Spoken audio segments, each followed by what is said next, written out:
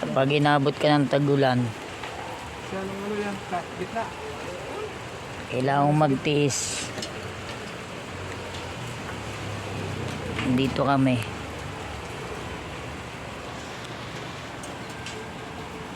Yung dalawa, safe na safe yun. May trapal sila oh.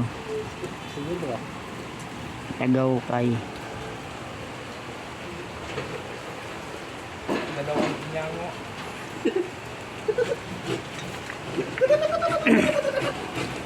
Itong isa masayain pa rin dito. Kahit tad-tad na ng ulan.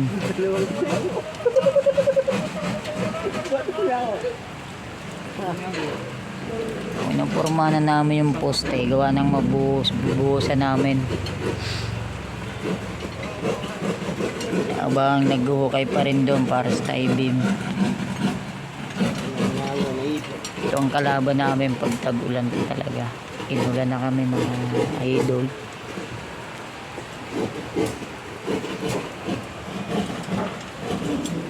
Kasi may mga buhos na tie-beam nito. Doon wala pa.